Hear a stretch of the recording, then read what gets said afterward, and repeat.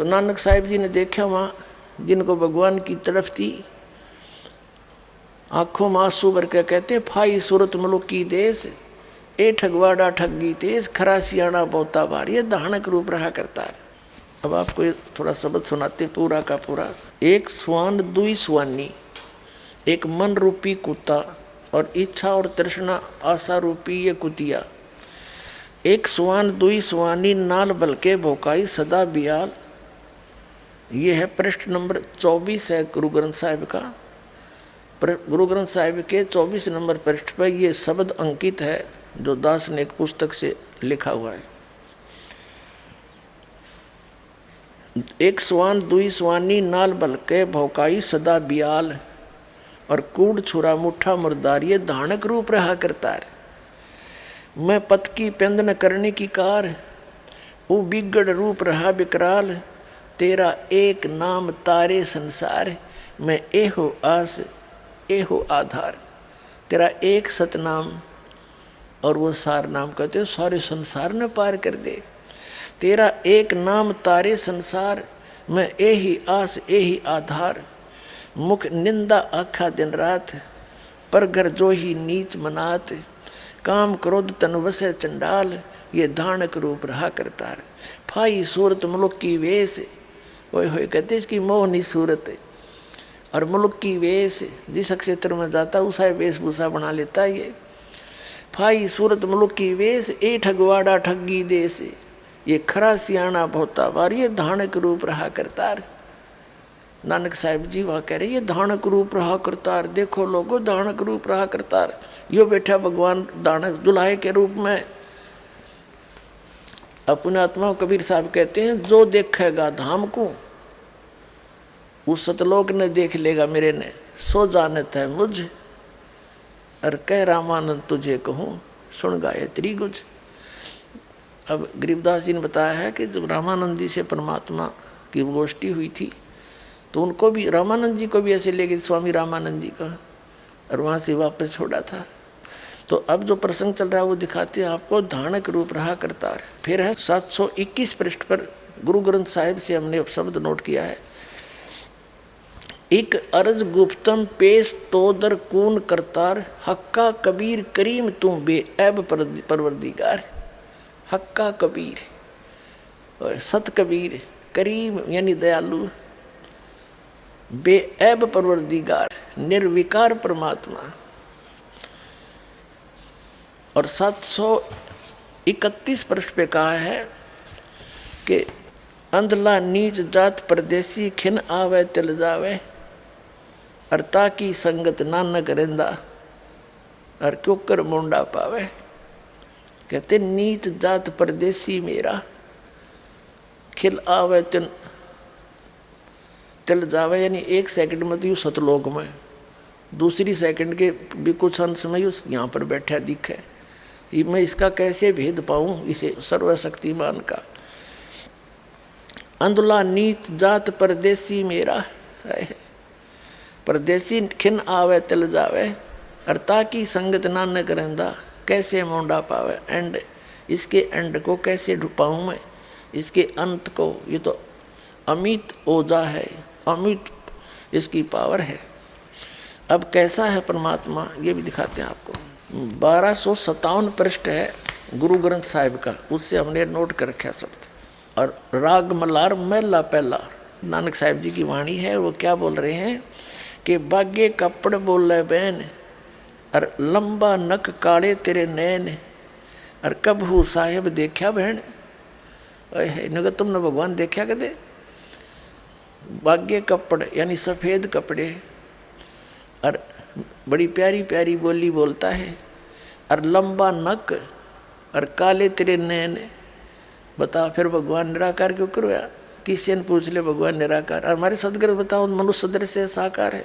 उड़ा चढ़ा आसमान, साहिब समर्थ तेरे ताण, यानी आसमान में भी मैं तेरे ताण तेरे सहारे गया। और जल थल डूंगर देखा तीर, थान थनंतर साहिब बीर। यहाँ गलती से बीर लिखा है, यहाँ इस 5 पंक्तियों में एक शब्द है, इसमें 2 बार बीर लिखा है एंड में, ये एक महापुरुष की वाणी है, कोई किसी डूम भाट की नहीं है। और एक पंक्ति में 2 बार अक्षर नहीं आ सकता, ये कबीर है, जो कह मिस प्रिंट हो गया है। कहते थान थनंतर साहेब कबीर है, इसका अर्थ यहाँ पर थान थनंतर, जहाँ देखो वहाँ यू साहेब कबीर। जिन तन साज दिए नाल खम्ब, अति तृष्णा उड़ने के ढंज, नदर करें ता बांधे धीर, जिम विखाले तिम वेखा वीर। कि जैसे वो दया करे वैसे ही हम देखें। फिर क्या लिखा है, फिर 1257 पृष्ठ पर ही लिखा है, निरंकार आकार है, आप पे आप भ्रम भुलाए। वो तो आकार में है जिसको तुम निरंकार कह रहे हो। नानक साहिब जी ने तो निरंकार कहा है, कहते वो आकार में है। इसका अर्थ केवल निराकार नहीं है, निरअंकार, निरअभिमानी परमात्मा। और इन्होंने आइडिया लगा लिया निराकार का। निरंकार, निराकार तो निराकार ही होता है, अंग की मात्रा क्यों लगी। निरअंकार यानी वो निरअभिमानी परमात्मा घर घर फिरता है, कोई गाली देते बुरा बोलो हैं, और सबको अपना सच्चा ज्ञान देता फिरता है। वो निरंकार आकार है, साकार है, मनुष्य दृश्य है। और दिखाते आपको। अब ये गुरु ग्रंथ साहिब के 567 पृष्ठ पे है।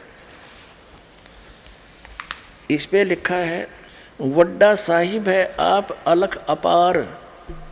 वड्डा साहिब सबसे बड़ा भगवान है, आप अलख अपार।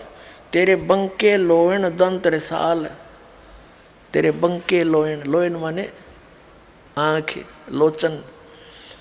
और सोहने नक जिन लंबड़े वाला, सोहने नक जिन लंबड़े वाला यानी सुंदर नाक है, और चमकदार जिसके बाल हैं। और कंचन काया, सोने की ढाला यानी कंचन शरीर है अब उस परमात्मा का, सोने जैसा, सोने की तरह। और बंके लोयन दंत रिसाला, तेरी चाल सुहावनी, तेरी चाल सुहावी मधुराड़ी बाणी। उसकी चाल तक बता रखे कबीर परमात्मा जो पृथ्वी पर घूमया करते थे। और कहते हैं, सारंग जे में पग धरे ठम ठम, आप पे आप संधूरे। कहते हैं जैसे सारंग चाल्या करे, नो के पग धरे ठम ठम, ठुमक ठुमक का चाल है। और श्रृंग राती फिर माती, उदक गंगा वाणी, बिनवंती नानक दास हरि का, तेरी चाल सुहानी मधुरोड़ी वाणी, मुदराड़ी वाणी। आपकी चाल में भी सुहावनी और आपकी वाणी भी मीठी मीठी, दांत भी, उसकी चाल भी, चाल रहे ठुमक ठुमक है, ये सारा कुछ बता रखा। तो पुण्यात्माओं, अब पवित्र चारों धर्मों के पवित्र सदग्रंथों ने यह स्पष्ट कर दिया कि परमात्मा सहशरीर है, नर आकार सहशरीर है, उसका नाम कबीर है और धानक रूप रहा करता है। ये परमात्मा जैसा कि आप जी को वेदों में बहुत बार दिखा है, ऋग्वेद मंडल नंबर 9 सूक्त नंबर 86 के मंत्र 26-27 में, जो आर्य समाज के आचार्यों और महर्षि दानंद के द्वारा इनका अनुवाद है वेदों का, उन्हीं के अनुवाद में दिखा दास ने। और ये भी खुद निराकार के और उसमें साकार लिखा। इसके बारे में परमात्मा कहते हैं, मोती मुक्ता दर्शत नाही, ये जगह सब अंदरे, इनके दिक्कत के तैन से समय फिर मोतिया बंदरे। बता, इतनी भी आँख हमारी कमज़ोर होगी, आँख भी सामने लिखा है भगवान मनुष्य दृश्य है, राजा के समान देखने योग्य वेदों। तो वो वहाँ से वो सतलोक में रहता है भगवान, धूलोक के तीसरे पृष्ठ पर विराजमान है, वहाँ एक देशीय है और वहाँ से चल कर आता है, अच्छी आत्माओं को मिलता है।